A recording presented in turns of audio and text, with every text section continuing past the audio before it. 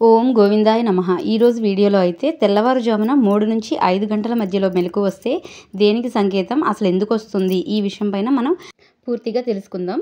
మొదటిసారి మన ఛానల్ని ఎవరైనా చూస్తున్నట్లయితే లైక్ చేయండి, షేర్ చేయండి, సబ్స్క్రైబ్ చేయండి. మీరు చేసే ప్రతి చిన్న లైక్ అండ్ సబ్స్క్రిప్షన్ ఈ ఛానల్కి ఎంతో మోటివేటివ్గా అండ్ బూస్టింగ్గా ఉంటుంది.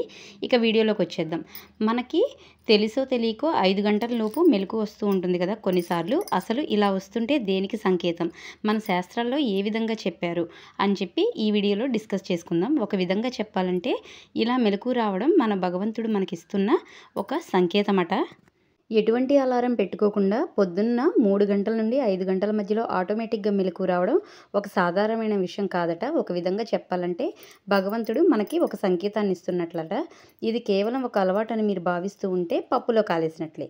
ఇది కేవలం అలవాటు మాత్రమే కాదు, దీని వెనకాల ఒక పెద్ద రహస్యం ఉందట.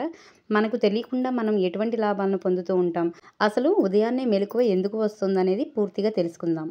మన జీవితంలో చిత్ర విచిత్రమైన మార్పులు జరుగుతూ ఉంటాయి కదా, మనకి ఖచ్చితంగా తెలుస్తుంది.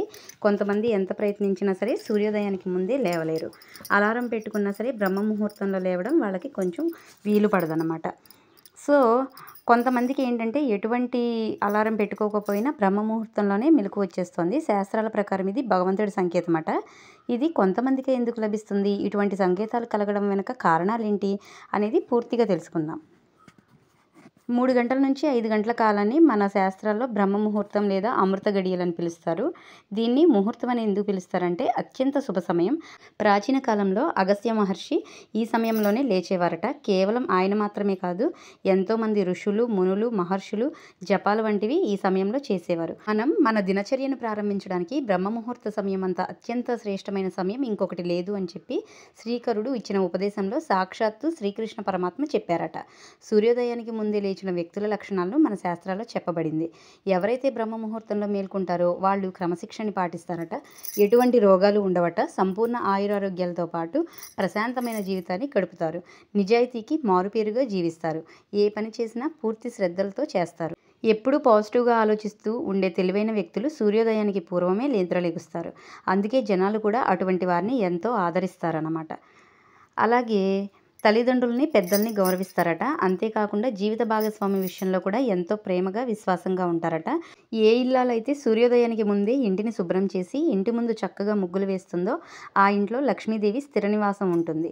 ఇటువంటి ఇంట్లో దుఃఖం అనేది దరిచేరదు. ఎల్లప్పుడూ సుఖ సంతోషాలతో జీవిస్తారు. సూర్యోదయానికి ముందే లేచే వ్యక్తి సూర్యభగవానుడి కృపకి పాత్రులు అవుతారు. సూర్యభగవానుడి మొదటి కిరణం ఏ మనుషులనైతే తాగుతుందో ఆ మనుషుల జీవితంలో అడుగడుగున అదృష్టం వరిస్తుంది. మన వేదాల్లో సూర్యకిరణాలను కామధేనువుతో పోల్చారు.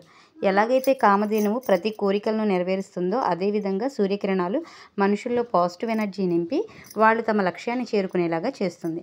ఒకవేళ మంచి సంగీతం వినిపిస్తూ మనం మెలకుగా ఉంటే అటువంటి వ్యక్తులు భగవంతుని కృపకి పాత్రులవుతారట. గుడి గంటలు, పక్షుల కిలకిల రావాలు, సుప్రభాతాలు వంటివి ఎవరికైతే పొద్దున్న లేచిన వెంటనే వినిపిస్తాయో వారికి కూడా మంచి జరుగుతుందట. మార్నింగ్ లేచిన వెంటనే గోమాత దర్శనం అవుతే గనక వాళ్ళు చాలా అదృష్టవంతులు. అంతేకాకుండా బ్రహ్మ ముహూర్తంలో ఎవరైతే లెగుస్తారో వాళ్ళకి భగవంతుని పట్ల విశేషమైన భక్తి శ్రద్ధలు పెరుగుతాయి.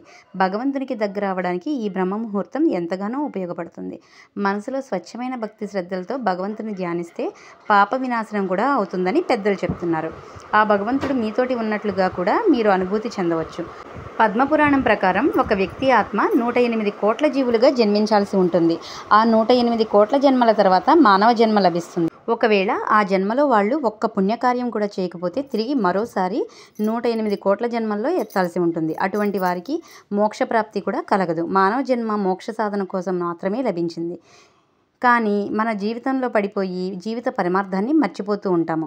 ఈ ప్రపంచంలో మాయలో పడిపోయి భగవంతునికి దూరం అవుతూ ఉంటాము.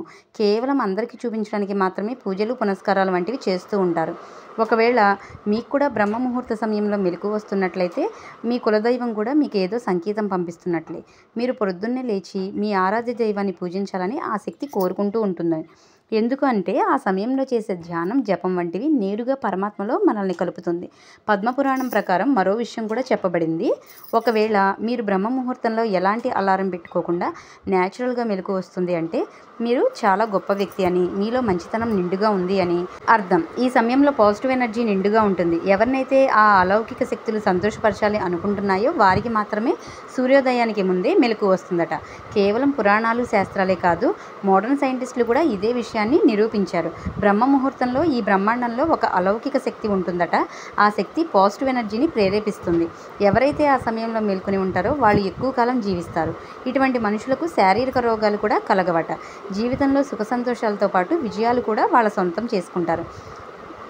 సో ఇదండి, బ్రహ్మ ముహూర్తంలో లెగిస్తే మనకు కలిగే ఉపయోగాలు ఏంటి, అసలు దాని వెనకాల ఉన్న పరమార్థం ఏంటి అన్నది ఈ వీడియోలో పూర్తిగా తెలుసుకున్నాం కదా.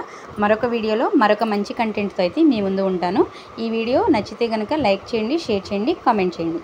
ఉంటాను ఫ్రెండ్స్, సెలవు.